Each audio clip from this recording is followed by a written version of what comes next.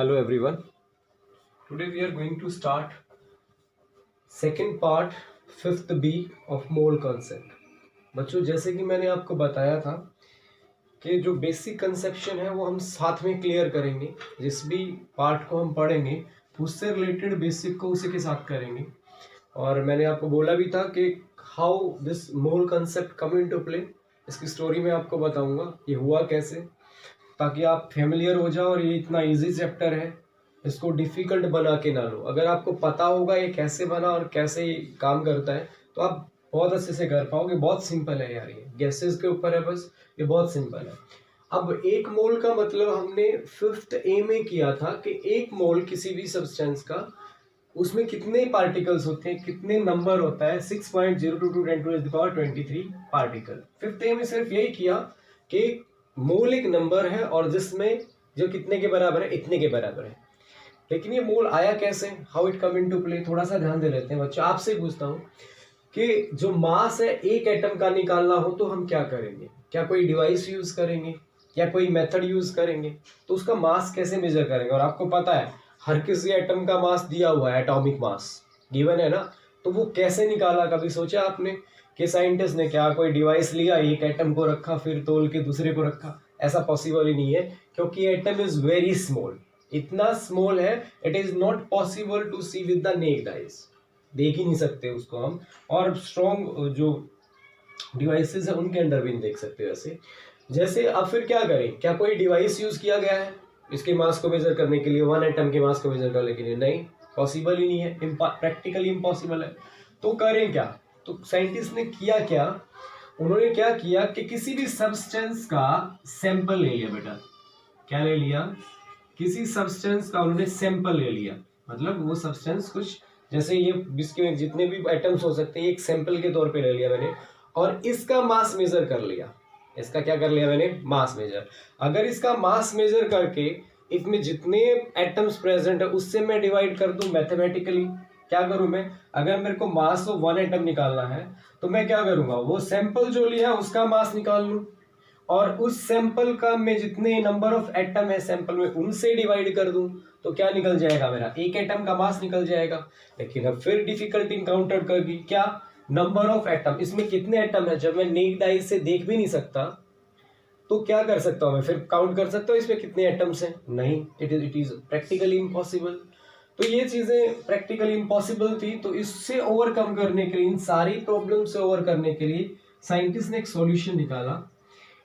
जैसे कि आप थोड़ा सा फिजिक्स में आओ, केमिस्ट्री में फिजिक्स का तड़का लगाओ कि फिजिकल क्वांटिटीज क्या होती हैं। Physical quantity are those quantity we need to measure, जिनको मेजर करना जरूरी होता है। जैसे आपने पढ़ा था फिजिक्स में मास, लेंथ, टाइम, टेम्परेचर और ये सारी, वहां पे 7 फंडामेंटल क्वांटिटी है, 7 फंडामेंटल क्वांटिटी है ना। 7 fundamental quantity, mass, length, time, वो फंडामेंटल क्यों है? Because they need to measure directly, और कोई सोर्स ही नहीं था, उनको डायरेक्टली मेजर करना पड़ता है। तो 7 फंडामेंटल क्वांटिटी में आपने देखा होगा एक होता है क्वांटिटी ऑफ मैटर। क्या होता है? Quantity of matter. और वो क्वांटिटी ऑफ मैटर जो है वो एक फंडामेंटल क्वांटिटी है और उसकी यूनिट क्या है? मोल।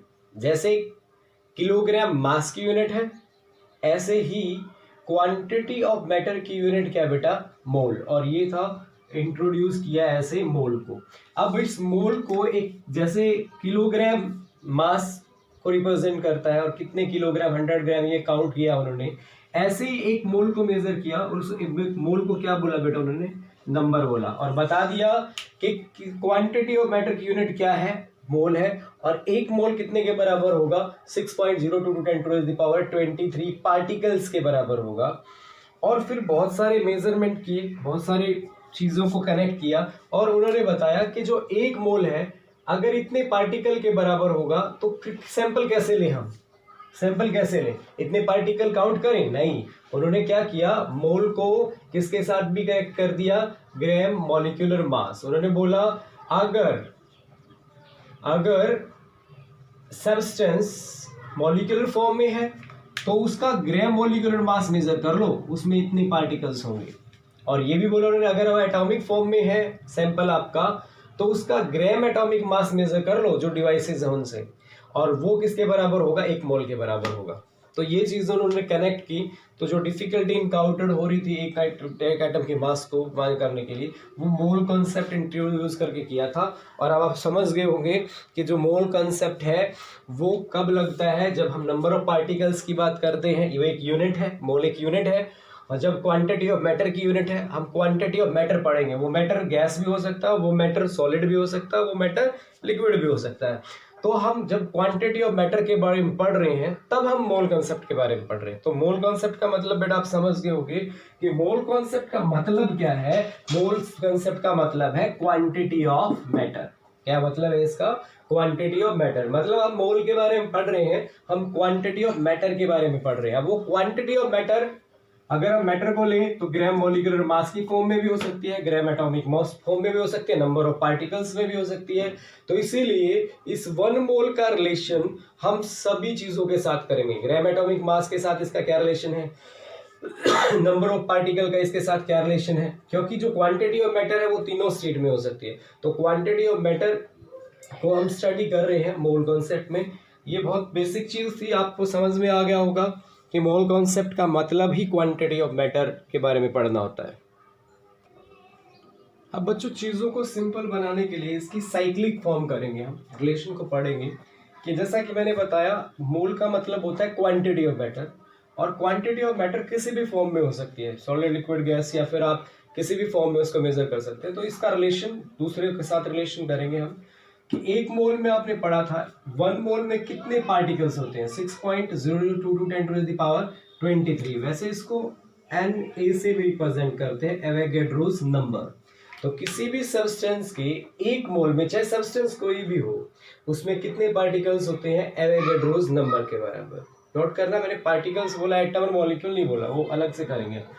और 1 मोल ऑफ अ सब्सटेंस में कितना मास होगा, उसके ग्राम मॉलिक्यूलर मास के बराबर। जैसे कि मैंने बताया ये तो एक नंबर है, तो हमने सैंपल का मास कितना लेना पड़ेगा, ग्राम मॉलिक्यूलर मास के बराबर अगर वो मॉलिक्यूल फॉर्म में है, ग्राम एटॉमिक मास के बराबर अगर वो एटॉमिक फॉर्म में है। तो जो सब्सटेंस का अगर हम ग्राम एटॉमिक मास लेंगे, ऑटोमेटिक उसमें कितना मोल होगा, 1 मोल होगा। और कितने पार्टिकल्स होंगे बच्चों, इतने पार्टिकल्स होंगे। अब हम एक और बात करें, अगर कोई गैस है तो उसका मोल कैसे लेंगे भाई। अगर सॉलिड लिक्विड है उसका तो ग्राम मॉलिक्यूलर मास ले लिया, वो एक 1 मोल के बराबर हो गया। लेकिन अगर हमें गैस लेनी है तो गैस तो वॉल्यूम में डील करते हैं और एट भी डील करते हैं। मैंने यहाँ पे पहले बोला था आपको मोलर वॉल्यूम 22.4 लीटर। अगर किसी भी गैस का 22.4 लीटर हम लेंगे, उसमें कितना मोल होगा बच्चों, 1 मोल होगा। तो हमने यहाँ पे किया, अगर गैस लें तो उसका सैंपल कितना उठाएं, 22.4 लीटर, तो 1 मोल के बराबर। अगर सॉलिड और लिक्विड लें तब उसका ग्राम मॉलिक्यूलर मास लेंगे, तब वो किसके बराबर होगा, वो सैंपल अगर ग्राम मॉलिक्यूलर मास के बराबर लेंगे तो सैंपल क्या होगा बेटा, 1 मोल। अगर हम पार्टिकल बोल दें तो कितने पार्टिकल लें, इतने पार्टिकल लें, तो वो किसके बराबर होगा, 1 मोल के बराबर। बच्चों ये 3 रिलेशन तो है ही, relation number 1, relation number 2 and relation number 3। अब मैं आपको एक चीज बता दूं, ये आपस में भी इंटरकन्वर्टेबल है। अगर किसी भी सब्सटेंस का ग्राम मॉलिक्यूलर मास लेंगे, अगर किसी गैस का ग्राम मॉलिक्यूलर मास लेंगे तो उसकी वॉल्यूम किसके बराबर होगी, 22.4 लीटर। मतलब मैं आपको एग्जांपल लेके समझाऊं, अगर गैस कार्बन डाइऑक्साइड है सपोज करो, तो उसका ग्राम मॉलिक्यूलर मास कितना हुआ बेटा, 12 प्लस 16 2 जा 32, कितने के बराबर आया, 44 ग्राम। इसका मतलब जब मैं कार्बन डाइऑक्साइड का 44 ग्राम लूंगा, उसकी वॉल्यूम कितनी होगी बेटा, 22.4 लीटर एट एसटीपी। तो ये आपस में भी कनेक्टेड है। फिर अगर मैं यहाँ पे क्या कर लूँ, किसी गैस का 22.4 लीटर लूंगा, मान लो वही कार्बन डाइऑक्साइड है, अगर मैं 22.4 लीटर ऑफ कार्बन डाइऑक्साइड ले लूँ और पूछो इसमें कितने पार्टिकल्स होंगे, तो बेटा कितने पार्टिकल्स होंगे, 6.02 10 to the power 23 पार्टिकल। या उल्टा कर लूँ, इस गैस के कार्बन डाइऑक्साइड गैस के 6.02 10 to the power 23 पार्टिकल लूँ, तो उसकी वॉल्यूम कितनी होगी, 22.4 लीटर। और उसमें कितना मोल होगा, उसमें क्या होगा, 1 मोल होगा। और उसका ग्राम मॉलिक्यूलर मास कितना होगा, 44 ग्राम होगा। तो ये सारे आपस में भी कनेक्टेड है। ये रिलेशन नंबर 5 आ गया। अगर मैं देखूं किसी का ग्राम मॉलिक्यूलर मास, उसमें पार्टिकल कितने होंगे, अभी मैं अगर गैस ही कंसीडर कर लूँ कोई बात नहीं, 44 ग्राम निकाला था कार्बन डाइऑक्साइड का। अगर मैं 44 ग्राम कार्बन डाइऑक्साइड लूँ तो उसके कितने पार्टिकल होंगे 44 में? 6.022 10 to the power 23 पार्टिकल्स। एक बार आप ध्यान से देखो, मैंने सिर्फ यहाँ पे कार्बन डाइऑक्साइड ली और कितना निकाला 44 ग्राम। अगर मैं क्या क्या कर सकता हूँ, देखो इस 44 ग्राम के साथ 44 ग्राम में कितने पार्टिकल्स हैं भाई? 6.022 10 to the power 23, क्योंकि ये मॉलिक्यूलर फॉर्म में है तो क्या है इसमें? मॉलिक्यूल्स है। एटॉमिक फॉर्म में होता तो एटम्स होते। और क्या हो सकता है? 44 ग्राम में ही क्या होगा? 1 मोल होगा। और 44 ग्राम ही कार्बन डाइऑक्साइड का अगर मैं लूं तो किसके बराबर होगा? 22.4 लीटर एट STP। तो ये सारी चीजें 6 क्वांटिटी मैंने रिप्रेजेंट की है। Mole, number of particle, gram molecular mass, 22.4 litre at STP। ये 1, 2, 3 और 4 क्वांटिटी आपस में भी इंटरकन्वर्टेबल है और एक ही चीज के लिए सभी की वैल्यू लिखी जा सकती है। जैसे 44 ग्राम में इतने मॉलिक्यूल्स हैं, 44 ग्राम में ही 1 मोल है, 44 ग्राम में ही 22.4 लीटर है। या आप उल्टा कर सकते हो इसको, 44.4 ग्राम लीटर एट STP अगर कार्बन डाइऑक्साइड ले तो कितना मास है उसमें? 44 ग्राम मास है। या 1 मोल ले लें तो कितना मास है? 44 ग्राम मास है। और इतने पार्टिकल कितना मास है? 44 ग्राम मास है। इस तरह से अगर आप इसको साइक्लिक फॉर्म में याद रखोगे तो आपके न्यूमेरिकल करना बहुत इजी होगा। न्यूमेरिकल करना इतना ज़्यादा इजी होगा आपके लिए कि आप फटाफट न्यूमेरिकल कर दोगे। न्यूमेरिकल के केस में एक चीज़ मैं बता दूं आपको, एक तो ये याद रखोगे साइक्लिक रिलेशनशिप इजी होगा आपके लिए। और दूसरी बात आप क्या करोगे, आप यूनिटरी मेथड का यूज़ करोगे। आप डायरेक्ट आंसर नहीं निकालोगे, यूनिटरी मेथड नहीं होगा तो आपको मार्क्स नहीं मिलेंगे ऐसे बोर्ड में। बच्चों कुछ न्यूमेरिकल्स हैं जो 5th बी के, इसमें भी आपको कुछ बेसिक साइक्लिक प्रोसेस समझ लेनी है। उसके बाद हर एक न्यूमेरिकल को अलग से करने की ज़रूरत नहीं होती आपको। अगर आपको मेथड आ गया करने का तो जो 5th बी के न्यूमेरिकल हैं वो सारे एक ही पैटर्न पे हैं और बहुत बेसिक चीज़ें मैं समझा रहा हूँ आपको। आप इस साइक्लिक कॉन्सेप्ट का यूज़ करके हर एक न्यूमेरिकल को निकाल सकते हैं, बहुत ईजिली निकाल सकते हैं और बहुत ईजी होगा अगर आपने ये करना सीख लिया। तो इसमें जैसा आपको पता है 1 मोल जो फर्स्ट रिलेशन है, 1 mole 6.022 10 to the power 23 particles, या 1 mole equal to gram molecular mass, या फिर 1 मोल 22.4 लीटर एट STP। ये चीज़ें हम कंसिडर कर सकते हैं और इसको इंटर कन्वर्ट भी कर सकते हैं दूसरे रिलेशंस की फॉर्म में। अब मैं एक न्यूमेरिकल लूँगा बच्चों, उस न्यूमेरिकल को मैं समझाऊंगा इसकी हेल्प से हम कैसे न्यूमेरिकल सॉल्व करेंगे। तो चलो 2-3 न्यूमेरिकल मैंने लिए हैं। 5th का A पार्ट है, find the number of molecule in 73 gram of HCl। First of all तो चिल्ड्रन जब आप न्यूमेरिकल करो तो बड़ा पेशेंटली पढ़ो, न्यूमेरिकल को पढ़ने को टाइम दो और देखो उसमें क्या पूछा है। आप ध्यान से देखोगे 2 ही चीज़ें होती हैं यहाँ पे। एक चीज़ फाइंड आउट करनी होती है, जैसे नंबर ऑफ मॉलिक्यूल यहाँ पे फाइंड आउट करने हैं, और दूसरी चीज़ गिवन होती है। ये देखो यहाँ पे दिया है 73 ग्राम ऑफ HCl। अब मैं यहाँ से पढ़ के 73 ग्राम ऑफ गिवन क्या है वो देखता हूँ मैं, क्या गिवन है 73 ग्राम ऑफ HCl। अब 73 ग्राम उस रिलेशन में जाता हूँ मैं, साइक्लिक रिलेशन में। इसमें 73 ग्राम, क्या ये ग्राम में होगा? नहीं। ये ग्राम में होगा? नहीं। ये ग्राम में होगा? नहीं। तो यहाँ पे ग्राम में क्या लिया जा सकता है? किसी का भी ग्राम मोलिकुलर मास। तो किसी के भी ग्राम मोलिकुलर मास में क्या हो सकता है? 1 मोल भी हो सकता है, 22.4 लीटर भी निकाल सकते हैं हम, ये भी निकाल सकते हैं। तो लेकिन हमें क्या पूछा है? हमें पूछा है कि number of molecule find out करने हैं। तो कौन सी आर्म यूज होगी? ये 6 नंबर का रिलेशन इसका यूज होगा, ये वाली आर्म, ये रिलेशनशिप के ग्राम मोलिकुलर मास कंटेन एवोगैड्रोस नंबर पार्टिकल। और 1 में कितने और 70, ये आपको याद रखना।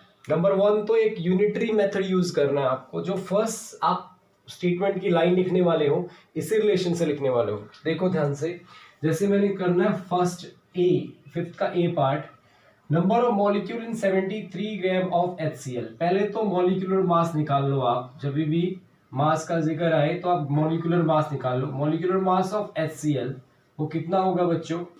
1 + 35.5 कितना होगा? 36.5 ग्राम। तो फिर मैंने क्या करना है, जो स्टेटमेंट बनानी है, फर्स्ट ऑफ ऑल तो यूनिटरी मेथड का यूज करना, आपको यूनिटरी मेथड लगाना है। कैसे यूनिटरी मेथड? अगर यूनिटरी मेथड नहीं लगाओगे आपको मार्क्स नहीं मिलेंगे इस चीज के। अब हमें क्या करना है, जो फर्स्ट स्टेटमेंट है, अब यूनिटरी मेथड में थ्री लाइंस होती हैं। फर्स्ट लाइन वहां से लिखोगे कि gram molecular mass of HCl contain, क्या कंटेन करेगा, 6.022 10⁻23 मॉलिक्यूल्स। ठीक है ना। अब ग्राम मॉलिक्यूलर मास तो गिवन है, कितना है 36.5, तो 36.5 ग्राम ऑफ HCl कंटेन 6.022 10⁻23 मॉलिक्यूल्स। ध्यान रखने वाली बात है बच्चों, जो गिवन है, गिवन क्या था, मास गिवन था ना, ये मास गिवन था, उसकी स्टैंडर्ड फॉर्म क्या हुई साइक्लिक रिलेशन से, ग्राम मॉलिक्यूलर मास। तो मैंने ग्राम मॉलिक्यूलर मास से स्टार्ट किया और कहां पे जो पूछा था, नंबर ऑफ मॉलिक्यूल पूछे थे, उसकी स्टैंडर्डाइज फॉर्म इधर लिखी जाएगी, ये ध्यान में रखना है आपको। तो पहली लाइन क्या हुई, 36.5 ग्राम ऑफ HCl कंटेन 6.022 10⁻23 मॉलिक्यूल्स, या इस आम को ही बोला मैंने, gram molecular mass of HCl contain these many particles. फिर क्या बोलोगे आप, 1 ग्राम of HCl contain 6.022 10⁻23 divided by 36.5 and how much is given, 73 gram, and 73 gram contain 6.022 10⁻23 divided by 36.5 and multiplied by 73। ये 2 जा पे चलेगा बच्चों, और इस पॉइंट के नाम का 10 ऊपर चला जाएगा, और when you will solve this one, आप इसको मल्टीप्लाई करके क्या आ जाएगा, मल्टीप्लाई कर दो, 2 2 जा 4, 2 2 जा 4, 0 and 12, कितने के बाद आएगा, 3 के बाद, 1 2 3 मल्टीप्लाई 10 to the power, कितना हो जाएगा 24। तो this is the answer, these many molecules will be there in 73 gram. तो आपको पता लग गया कैसे आपको रिलेशनशिप का यूज करना है। चलो नेक्स्ट करते हैं, हम नेक्स्ट में यूज करेंगे इसको। अब बच्चों नेक्स्ट देखते हैं, बी पार्ट देखते हैं, और वैसे ही उस साइक्लिक रिलेशन का यूज करेंगे हम। हमें क्या गिवन है, we have to find out weight को हमें फाइंड आउट करना है, और what is given, mole is given. तो आप ढूंढ लो उसमें साइक्लिक रिलेशन में, मोल दिया है हमें, गिवन क्या है, मोल। अब 1 मोल इसके बराबर भी हो सकता है, इसके बराबर भी और इसके बराबर भी, लेकिन हमें क्या दिया है, हमें पूछा क्या, वेट पूछा है। तो हमें कौन सी आर्म फॉलो करनी होगी, 2 नंबर की, मोल दिया है, ग्राम मॉलिक्यूलर मास को फाइंड आउट करेंगे। वैसे यूनिटरी मेथड बनाओ, क्या 1 मोल ऑफ, किसका 1 मोल, CO2 कंटेन किसके बराबर, gram molecular mass of CO2, है कि नहीं है, कि किसी भी सब्सटेंस का 1 मोल उसके ग्राम मॉलिक्यूलर मास के बराबर होता है। आर्म नंबर 2 से पता चला हमें, 1 mole of CO2 contain gram molecular mass of CO2। बच्चों हमने 1 मोल ग्राम मॉलिक्यूलर मास ही क्यों लिया, हमने ये 22.4 लीटर HTP क्यों नहीं लिया, क्योंकि हमसे पूछा ही वेट था। अदरवाइज 1 मोल इसके भी बराबर है और इसके भी बराबर, इतने पार्टिकल्स के, ना आप पार्टिकल्स ले सकते ना ही वॉल्यूम ले सकते। रीजन क्या है, क्योंकि आपको क्वेश्चन में वेट पूछा है, और वेट को यहाँ पे कौन रिप्रेजेंट करता है, ग्राम मॉलिक्यूलर मास। अब जो गिवन है उसका स्टैंडर्डाइज फॉर्म, ये जो 0.5 मोल गिवन है, तो उस साइक्लिक रिलेशन में उसकी स्टैंडर्डाइज फॉर्म क्या है, 1 मोल। तो मैंने क्या किया, 1 मोल ऑफ CO2 कंटेन, क्या पूछा हुआ है, वेट, उसकी स्टैंडर्डाइज फॉर्म क्या है, ग्राम मॉलिक्यूलर मास, किसका, CO2 का, gram molecular mass of CO2। अब CO2 का ग्राम मॉलिक्यूलर मास आपको पता ही, ऊपर निकाल लोगे आप, कितना होता है 44 ग्राम। क्लियर। अब कैसे निकालोगे, अब 1 का आएगा, अब क्या आएगा, 0.5 mole of CO2 contain 44 multiplied by कितना आ जाएगा, 0.5। कैसे निकाल लोगे बच्चों इसको, 10 चला गया 1/2, 22 ग्राम, कितना आ जाएगा बच्चों, 22 ग्राम। इन दिस वे आप किसी भी न्यूमेरिकल को कर सकते हो साइक्लिक रिलेशन को यूज करके, उसको एक ट्रिक की तरह यूज करके, और आपके लिए बहुत इजी हो। अब नेक्स्ट थर्ड पार्ट देख लेते हैं बच्चों, number of mole in 10 gram of CO2। अब की बार हमें क्या फाइंड आउट, गिवन है 10 ग्राम, क्या दिया है, अब की बार भी ग्राम मॉलिक्यूलर मास, इसकी स्टैंडर्डाइज फॉर्म होगी, और कौन सा रिलेशन यूज होगा, अब की बार पहले मोल से ग्राम मॉलिक्यूलर मास में यूज हुआ था, अब की बार ग्राम मॉलिक्यूलर मास से मोल में, और हो ही नहीं सकता। आप देख लो, नंबर ऑफ मोल और ग्राम पूछा है, अब इसने ग्राम दिया है, इट इज गिवन, मतलब ये वाली स्टैंडर्डाइज फॉर्म दी है, उधर ग्राम दिया है, तो what is given, gram molecular mass की फॉर्म 10 ग्राम दिया है, तो ये वाला पार्ट दिया है। अब इसका रिलेशन किसके साथ होता है, 22.4 लीटर के साथ, 1 मोल के साथ और दी एवोगैड्रोस नंबर के साथ। लेकिन हम और ना इसका यूज कर सकते हैं ना ही इसका यूज कर सकते, क्यों, क्योंकि क्वेश्चन में क्या पूछा है, नंबर ऑफ मोल। तो कौन सी आर्म का यूज करेंगे, ना इसका यूज होगा, हम हटा देते हैं इसको, ना इसका यूज होगा, सिंपलिसिटी के लिए हटा देते हैं हम, किसका, कौन सी आर्म का यूज होगा, इसका यूज होगा। क्लियर।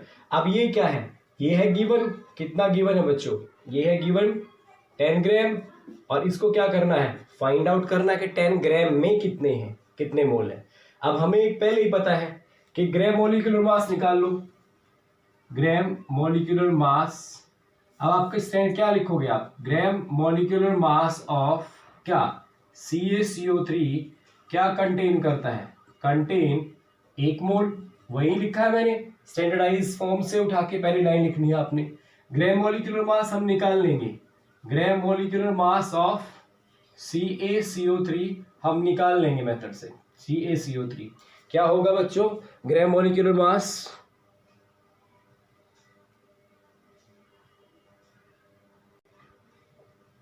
तो 48 प्लस 2 50 प्लस 10 60 प्लस 40 100 ग्राम। तो हम यहाँ पे क्या लिख देंगे, 100 gram of CaCO3 contain 1 mole, 1 gram of CaCO3 contain 1 divided by 100 ग्राम। और कितना पूछा बच्चों, 10 ग्राम में पूछा है, तो 10 ग्राम कंटेन 1 बाई 100 इंटू 10, 10 से एक 0 से 0 कट गया, 1 बाई 10 हो गया। आप इसको क्या लिख सकते हो, मोल में कन्वर्ट करो, कितने के बाद लगा दो, 0 पॉइंट कितने के बाद लग जाएगी, 1 मोल, 0.1 मोल आंसर आ गया। इस तरह से आप साइक्लिक रिलेशन का यूज करके जितने भी न्यूमेरिकल इस यूनिट में प्रेजेंट है आप निकाल सकते हो, बहुत आसानी से निकाल सकते हो अगर ये मेथड यूज करो तो। आप ट्राई करना, बाकी PDF मैं आपको प्रोवाइड करूंगा, प्रैक्टिस आप कर लो कॉपी में, और PDF में अगर कोई प्रॉब्लम आती है PDF में तब चेक करना।